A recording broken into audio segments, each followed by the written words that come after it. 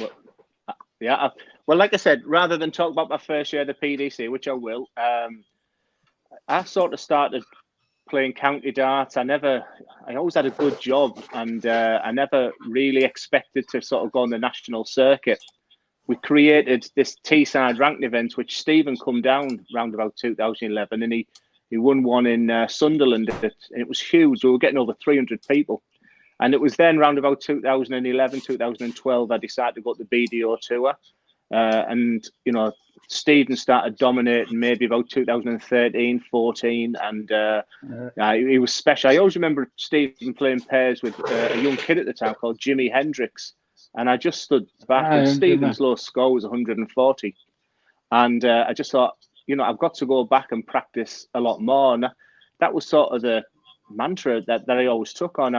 I watched Barney at Bridleton, I watched Gary Anderson. And so I went home, instead of practicing 1 hour, I'd practice 2 hours, 3 hours. And then when Stephen left, it gave me the opportunity then to, you know, to see if I could go and win a World Masters, something like that. And that's when I sort of first met James Wilson. Now, I can't say James without this fantastic partnership he was having with Scott Waits. They looked great friends, and they were travelling together. And I refused to go on the same board as James, because it was just relentlessly 180s after 180s. And even in the PDC now, if you practice with him at a pro tour, it just buries your game. And it sort of brought back memories of watching Stephen sort of dominating everybody. He would just pretty much win 60, 70% of the BDO tournaments.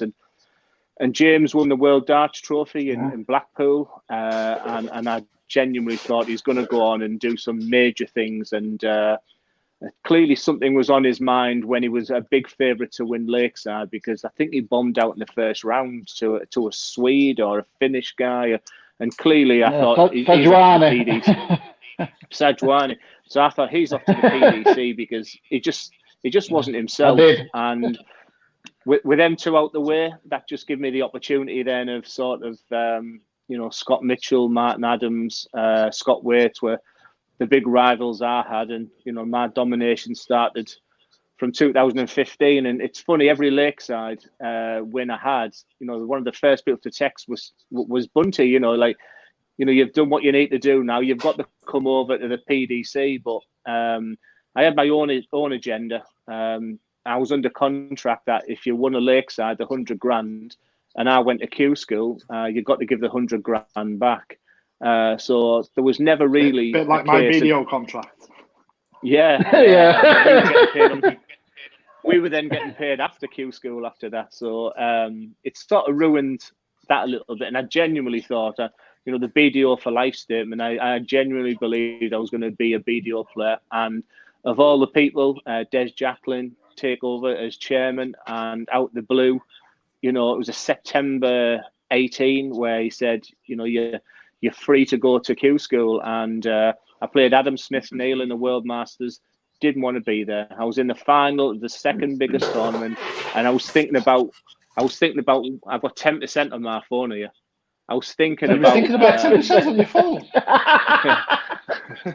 I was thinking about what was on my desk at work the next day, etc. So I knew then, you know, I knew then. Won the Lakeside. I was even money favourite to win Lakeside. That type of pressure. So, you know, the domination of the BDO finish, and then, you know, I went to Q school somehow. You know, I'm not even going to tell that story again, but you know, my first year was replicated exactly what Stephen did. I got to a final on the first weekend, won it the second weekend.